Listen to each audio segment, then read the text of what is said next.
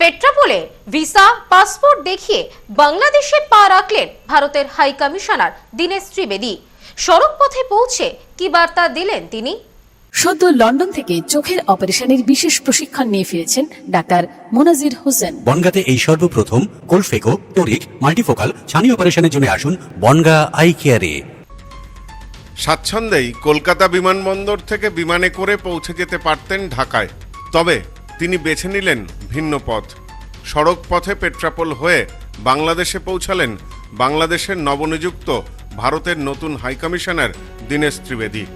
ঢাকাতে ভারতের হাইকমিশনার প্রণব ভার্মার স্থলাভিষিক্ত হলেন তিনি। শুক্রবার সকালে প্রথমে পেট্রাপোল সীমান্তে আসেন দীনেশ ত্রিবেদী। তাকে স্বাগত জানাতে পেট্রাপোলে উপস্থিত ছিলেন বনগাঁ দক্ষিণের বিজেপি বিধায়ক স্বপন মজুমদার। পেট্রাপোলে তাকে স্বাগত জানান পেট্রাপোল ল্যান্ডপোর্ট অথরিটির ম্যানেজার কমলেশ সাহানি। সড়ক পথে ভারতের হাইকমিশনার হিসাবে এদিন দীনেশ ত্রিবেদীর বাংলাদেশ যাওয়ার সিদ্ধান্তকে ঘিরে নানা মহলে শুরু হয়েছে জল্পনা। বর্তমান প্রেক্ষাপটে অনুপ্রবেশকারী ইস্যুতে দুদেশের মধ্যেই বাড়ছে উত্তেজনা। এই প্রেক্ষাপটে দীনেশ ত্রিবেদীর বেনাপোল সীমান্তে নথিপত্র দেখিয়ে বাংলাদেশে পা রাখার সিদ্ধান্তকে অনেকেই মনে করছেন কিভাবে বৈধ উপায়ে এক দেশের নাগরিক আরেক দেশে প্রবেশ করতে হয় সে ব্যাপারেই বার্তা দিয়েছেন নতুন হাই কমিশনার। আবার কোনো মহল মনে করছেন সড়ক পথে বাংলাদেশ যাওয়ায় তিনি বেছে নিয়েছেন তার কারণ বিস্তীর্ণ এলাকা ভ্রমণ করে ঢাকায় পৌঁছে বাংলাদেশের প্রতি তার আন্তরিকতা ও আকর্ষণ প্রকাশ করতে চেয়েছেন তিনি। এদিন বাংলাদেশে পৌঁছে তিনি বলেন, একই আকাশ একই বাতাস, আমরা মিলেমিশে ভিসার সমস্যার সমাধান করব। শুধু অভিন্ন সীমান্ত নয়, অভিন্ন স্বপ্নও আছে। ভালোবাসা আর পারস্পরিক আন্তরিকতার মাধ্যমে সব সমস্যার সমাধান সম্ভব। উল্লেখ্য, প্রায় ৭৫ বছর বয়সী দীনেশ ত্রিবেদী এর আগে তৃণমূল কংগ্রেসের প্রতিনিধি হিসাবে ইউপিএ সরকারের কেন্দ্রীয় রেল মন্ত্রক, স্বাস্থ্য ও পরিবার পরিকল্পনা বিষয়ক মন্ত্রণালয়ের দায়িত্ব পালন করেছেন। ২০২১ সালে তৃণমূল কংগ্রেস ছেড়ে তিনি বিজেপিতে যোগ দিয়েছিলেন। সম্প্রতি কেন্দ্রীয় সরকারের তরফে বাংলাদেশের হাইকমিশনার হিসাবে তার নাম প্রস্তাব করা হয়। এদিন পেট্রাপোলে দীর্ঘ সময় তার সাথে ছিলেন বনগাঁ দক্ষিণের বিধায়ক স্বপন মজুমদার। এ বিষয়ে তিনি বলেন, উনি জানিয়েছেন এই প্রথমবারের জন্যই তিনি বাংলাদেশ যাচ্ছেন। পেট্রাপোল যেহেতু বৃহত্তর স্থলবন্দর, বাণিজ্যের পাশাপাশি বহু মানুষ এখান দিয়ে যাতায়াত করেন, সে কারণেই তিনি পুরো বিষয়টি নিজে দেখে নিতে চাইলেন। আজকে উনি বাংলাদেশ প্রথমবারের জন্য গেলেন, আগে পরে কোনোদিন যাননি, সেটা আমার সঙ্গে শেয়ার করেছেন উনি।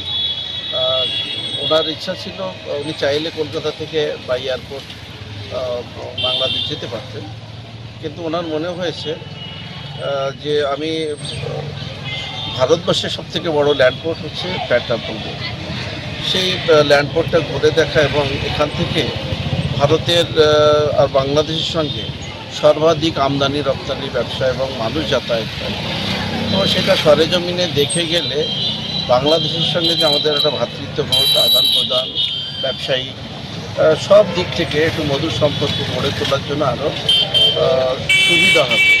তার জন্য তিনি স্থলবন্দর থেকে দেখতে দেখতে একদম ঢাকা পর্যন্ত যাবেন এবং তার বাস্তব অভিজ্ঞতা নিয়ে আগামী দিনে কাজ করতে সুবিধা হবে, সেটা তিনি চান। পড়োশি দেশ যদি মধুর সুলভ সম্পর্ক থাকে তো উভয়েরই ভালো। ব্যবসা বাণিজ্য এবং সামগ্রিকভাবে যে ভারতবর্ষের সুরক্ষার যে ব্যাপারটা, সেটাও বাংলাদেশেরও যেমন সুবিধা, ভারতেরও সুবিধা। আর তারপরে বাংলাদেশ জানান সবাই, আমরা জানি অর্থনৈতিকভাবে এবং আর বিভিন্ন সামগ্রী ইন্ডিয়ার উপর বিশেষ করে নির্ভরশীল। দুই দেশের সম্পর্ক ভালো থাকলে যেমন ভারতেরও সুবিধা, যেমন বাংলাদেশেরও সুবিধা। Bureau report, news no man's land, Petrapole.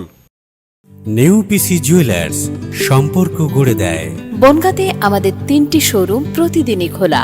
New PC jewellers, Bongaon বাটার মোড়। New PC jewellers branch, Kumudini স্কুলের বিপরীতে। New PC jewellers beauty, Motiganj, Hatkhola. আমাদের এখানে সোনা কিনুন পেপারের দামে।